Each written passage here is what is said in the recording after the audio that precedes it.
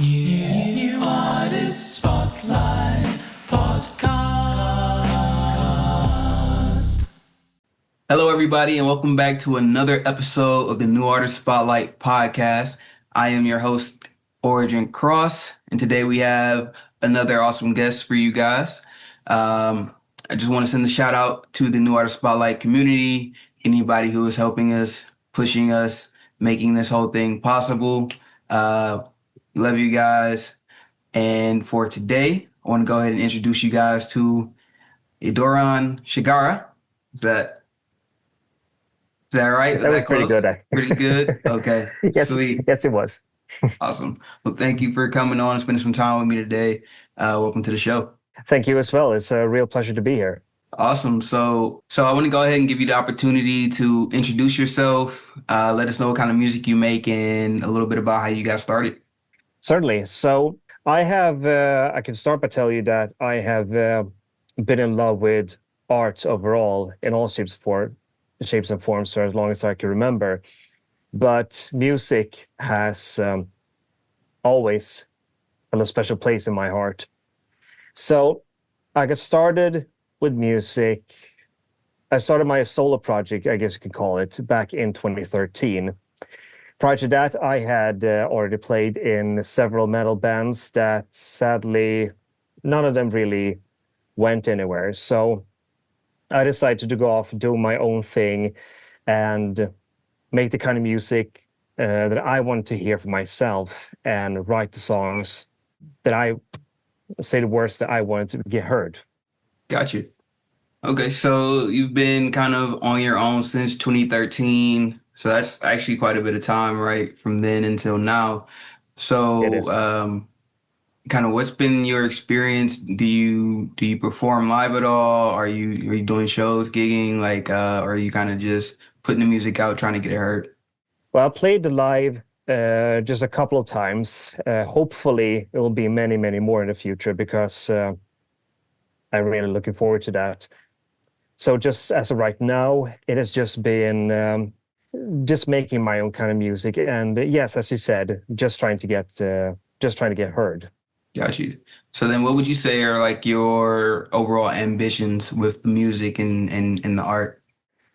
My absolute goal really with what I do is to get as far to I want to be able to make a living on music, since this is what I love doing and I want to keep doing it for as long as I can. So that is my ambition, you could say.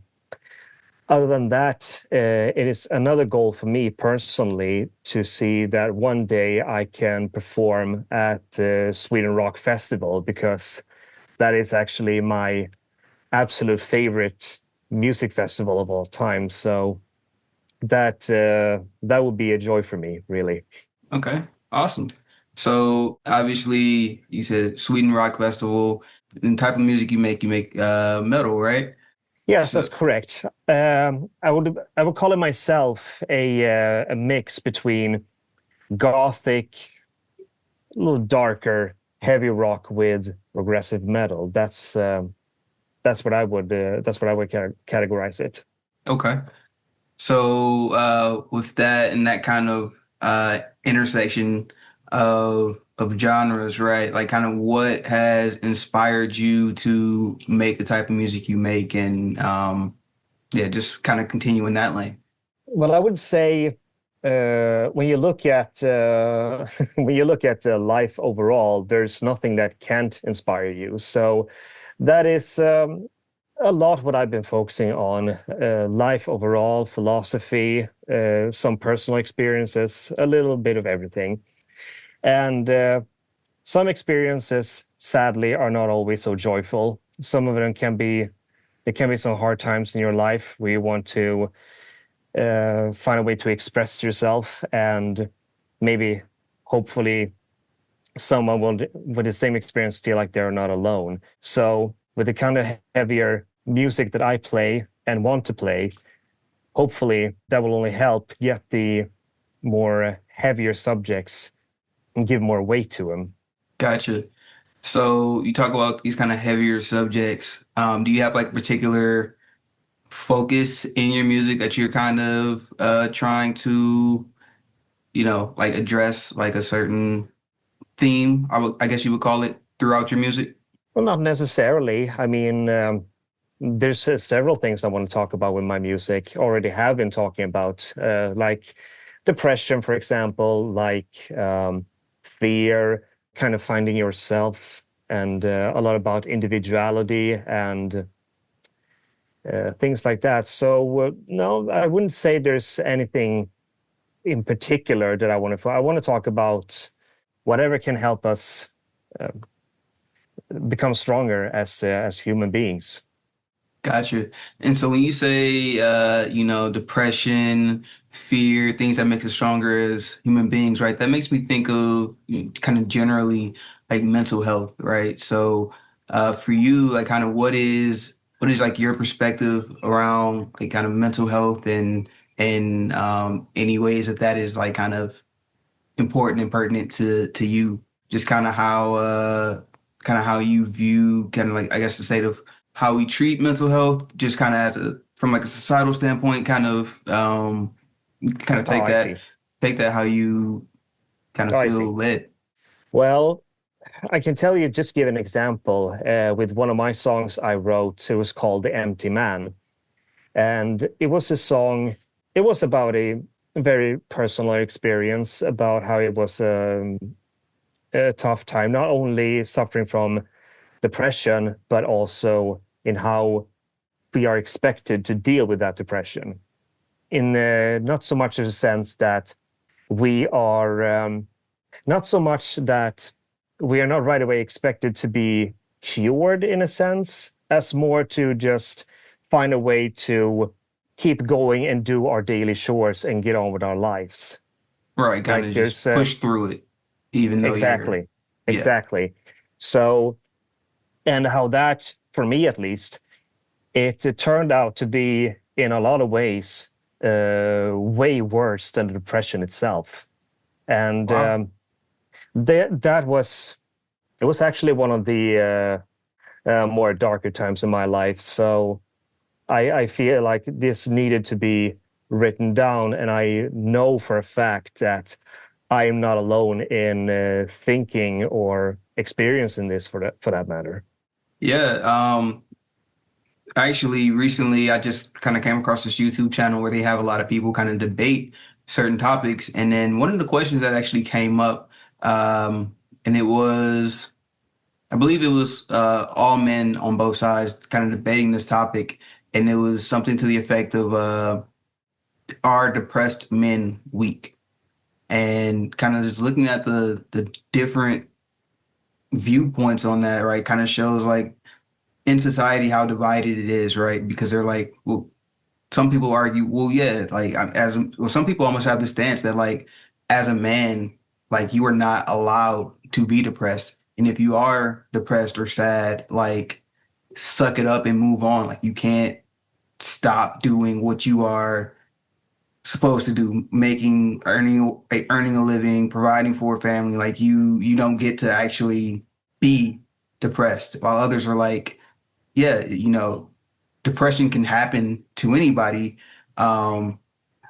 Being depressed does not make you necessarily weaker. It is kind of succumbing to being depressed, right? That would be weakness versus, whether it's, seeking help or working through it, going to people that, can be there for you and help lift you out of it, right?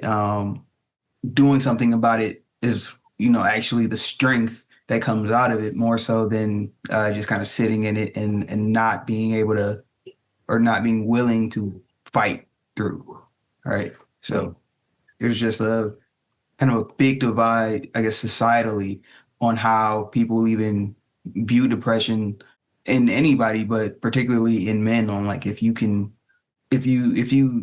have depression, like are you even allowed to be a depressed person? Like, so that's just kind of one thing that I found kind of just an interesting subject as of late that has come up around that. But I don't know if you have any other thoughts you kind of want to share on that.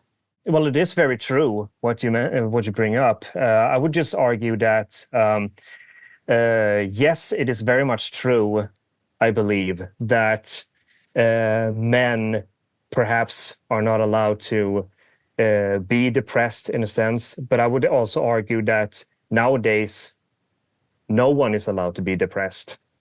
We are all just too, in a lot of ways that, like I mentioned, we are just expected to, well, maybe not expected so much as obligated, perhaps, to just go out with our business and go to work, do what needs to be done, and just push everything that is weighing us down to the side and do it for as long as we can. And that will eventually ruin us, of course.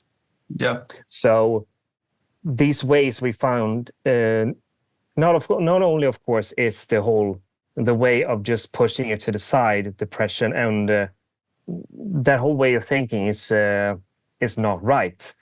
But it's also a problem, I believe, that this of course doesn't have to be the case with everyone. Depends a lot on with how good of a friends you have, how close you are with people, how much you can depend on them. For the most part, if you do, they will understand, of course, the struggles you go through, and they will support you in the ways that actually matter. And at the end of the day, you have to remember that you are allowed to feel these horrible emotions. As a matter of fact, I would argue you have to feel them. You can't push these things to the side. You have to. They are rough, but you have to feel sad. You have to feel weak, angry, everything there is when it comes to depression. Because, again, what I would argue with the song I wrote, The Empty Man, is that the alternative is way, way worse. Yeah. So is The Empty Man the song we're going to take a listen to today? No, actually, it is the newest song I wrote called Cherophobia. Okay. And this song is also, it touches on the subject of mental health as well, though not, of course, in the same way. But this song, I feel, is important because this is something that I've come to understand is not very well known, but more common than what people might realize. So, okay. So I guess go a little bit into the title there. What does that mean? Cherophobia.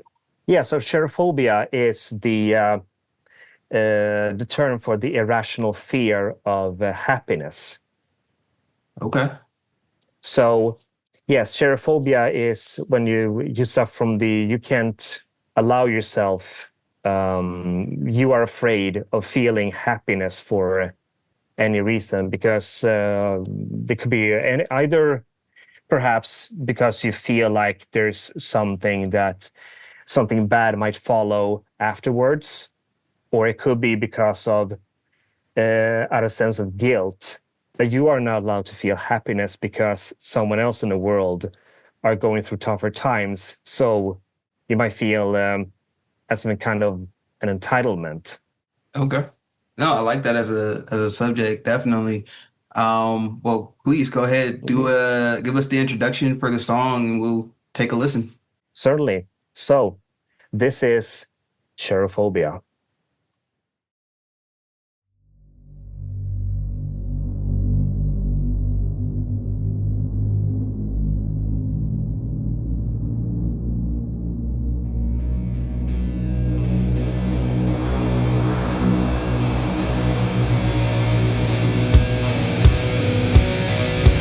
I cannot wear the smile.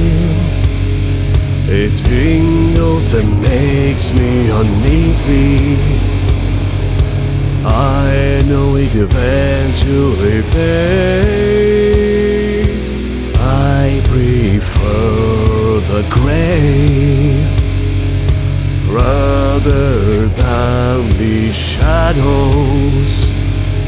that may come for me.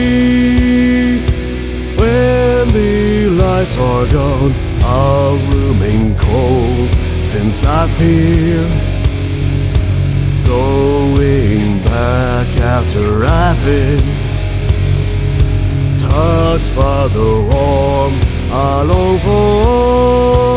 A curtain that reveals what comes next is always there, and I hate it. I will not climb the mountain, since I'm a whole future is always in motion. Anything can happen any moment.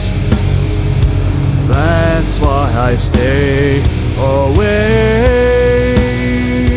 What happens after we kiss? Will my lips freeze solid? I expect a dagger to follow and never feel again.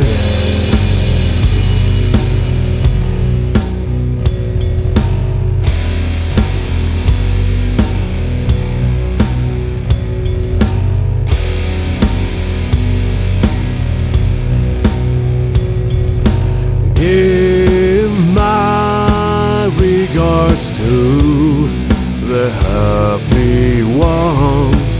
I wish them all well, since I will not join them. Give my regards to the happy ones.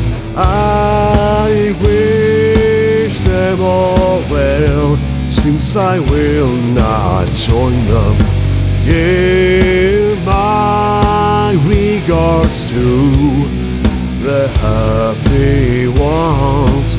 I wish them all well, since I will not join them.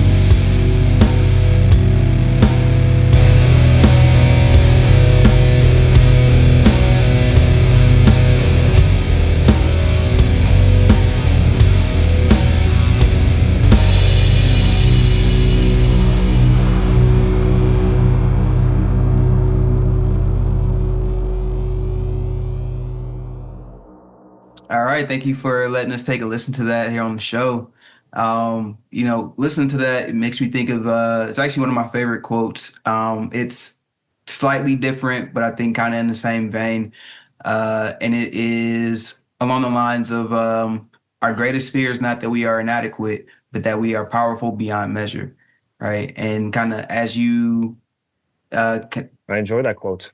I think again that's my personal favorite of so many you hear, right? But when you kind of gave that lead into it, it kind of makes me think. Well, you said some people think that if I allow myself to be happy, something bad might happen after, right? Like it's almost like I'm jinxing my life by allowing myself to be happy, because if I'm happy, then something can come take it away, right? And in a sense, yes. That is, and I've seen people like that. I've seen it in my personal life. I've seen it on TV, where people kind of like have that idea of like, there's actually a lot of memes too, where it's like, soon as life is going good, something happens to your car, right? It's like, as long as I stay in this space between like not miserable, but not necessarily happy, then like that's probably the best medium, because if I'm happy, then bad things will come take that away. But as long as I'm not, but I don't want to be miserable. So like if I can just kind of like exist in this middle, right? Kind of in this empty place where you're not happy and fulfilled by, the life that you live and the things that you have going on, then like that's safe. And yeah, I think that's Yes, I mean, I doubt there's very few people who would actually willfully feel sad or miserable, not unless it's absolutely necessary, like the case I brought up earlier. But yes, as you mentioned, there are, I believe, a lot of times people would feel that it is much better to live life safely, and if by doing so, then not overstep anything, not trying to, like you mentioned, not to jinx anything, so to say. So just not trying to be too excited about anything, not to be over joyful, and just play to mellow in a sense. Mm-hmm. Yeah, and as we kind of talk about this, darker topic or heavier topic, right? We kind of move into a section of the show where we have a kind of a dark, heavy atmosphere kind of set in, right? Where we go into the New Artist Spotlight Quickfire 5. And I'm sure you know the rules, but I'm going to ask you 5 questions. You have no more than 15 seconds to answer the questions.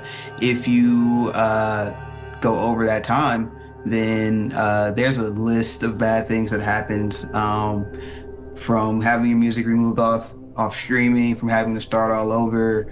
You would actually have to take your mask off. So there's really high stakes here, right? So I gotta ask, are you ready to go into this Quickfire 5? Well, those are some really high stakes. So, but I like challenges. So let's go. All right. Question number 1: what is your favorite song on the New Artist Spotlight playlist right now? That is hard. I'm gonna say, right now, at least, I would say it is a song called "Leave Your Love Behind" by Dreadful Savior. That track I enjoy that very much. The darker tone, the singing. I want to say that one. Awesome. Question number 2: then what is your personal favorite song of all time? I think that would be "Time Stands Still" by Rush. All right. Question 3 then. Define a successful career in music to you. A successful career would definitely be, you could just do what you want to do, love what you do, and do it enough so you can keep on going for the next day. All right. Question 4: if you could have a conversation with any past historical figure, who would you choose? That would probably be David Bowie, I think. Yes, David Bowie. All right. And at least in terms of music. So awesome. And question number 5, this is going to be a tough one. What is your favorite color? I think black. I kind of got the black vibes from you, All right. Couldn't imagine why. Awesome. Well, looks like you did it, right? We'll have Andres throw a timer on there for I think there was maybe one question where we were kind of pushing it, but I don't know. I think you might be safe. But let's talk a little bit. How did you actually come across the New Artist Spotlight community? That was actually quite by accident. I was at the time looking for ways to have my music get heard, reach the public, and whatnot. So I discovered a website where you could apply for send your music to different playlists for Spotify, and that way I discovered. I noticed that NAS was available, so I sent it over, and when I got a response, I chose to take a close look. And the idea that several independent artists could come together in this way to cooperate and just come together, it was something that it was a concept that had not crossed my mind at all until then. So that is pretty much how it happened. Since you've been a part of it, kind of what's been your take on it? I'm sorry? Since you've been a part of the community, like what's been your take on it? How have you liked it? Oh, it's been a very positive experience. I feel like I've grown quite a lot, actually.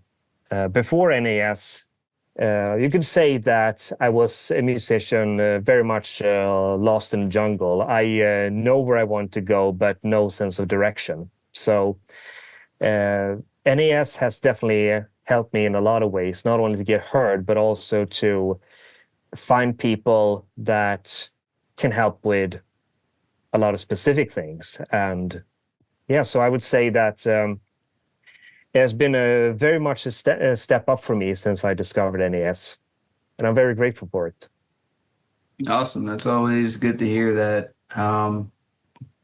the purpose is being fulfilled, right? So for you, I guess if there was anything that you would want to kind of convey to people who are just finding you, just getting into your music, right? Like, what would be a message that you would want to leave people with? I would say that two things. Don't be afraid of the dark, and you're not alone. Okay. In a very simple sense. Okay. No, I like it. Short and sweet. That's great. So I guess, is there kind of any other kind of like things that you want to kind of talk about or address that help us kind of get to know who you are a little bit better? I would suppose that it'll be nice to talk about metal music, what it has meant to me, and what it could perhaps mean to others. Sure. Then let's go into that. Tell us a little bit about, kind of what it's meant to you. What it has meant to me is quite a lot, to put it very shortly. But it has helped to put perspective in on a lot of things. And again, as I mentioned earlier, that it has helped me, at least me, to feel like truly I'm not alone. And it's a very good feeling to have. And you think just metal music kind of just itself has that ability to offer other people that same kind of, I guess, feeling of kind of belonging and community? Very much so. I got that feeling every single time, for instance, when I visited the Sweden Rock Festival. I always get that feeling that you can talk to anyone pretty much, and I very often get that sense from the metal community overall, that it can seem to a lot of people quite intimidating, but it did so for myself when I was very, very much when I was way younger. But it was actually quite the opposite from what it seemed, and it's a very welcoming community, and I'm glad that, well, I didn't find it as much as metal music found me, really. So, but regardless, I'm grateful. That's cool. So I guess kind of any other thoughts on metal music? Like who were your like favorite metal artists, right? Like how did they impact you? My absolute favorite ones are the bands Rush and Tool. They are my absolute favorites, not only when it comes to the music in of itself, but also my biggest source of inspiration from the music that I make. And so in that way, they have definitely changed things for me for the better. I feel like I've gotten the feeling that I want to be able to give out with my music, that, as I said, one is not alone. I like that. I think that's a really noble kind of undertaking to pursue with somebody's music, right? I think a lot of us get into music with the aspiration of just connection with other people. I think a lot of us as artists kind of share that as a just kind of like a staple in why we do what we do. I think so too, yes. That it's a lot of ways about connecting and, inspire each other, if nothing else. Yeah. And speaking of connecting, where can people go to connect with you online, follow your music, follow your journey? Well, to find my music, that can be found on most streaming services, Spotify, iTunes, Deezer, Tidal, most of them. When it comes to my socials, I am currently most active on X. So that would probably be the best way to go look for me when it comes to social media. So that is just Idorhan Shagaraa and X, and you'll find me. Awesome. I definitely want to thank you for coming on today and spending some time with me. Let me get to know you a little bit better, and hopefully the people watching as well. Thank you as well. It's been a real pleasure to be here. Awesome. I do want to send a shout out too for, again, everybody in the community that pushes us, helps us be on radio, does the Top 20 show, that has all these reviews and things that we get to participate in and help grow one another. Thank you guys. Thank you to the entire community, and peace out. Thank you. New Artist Spotlight.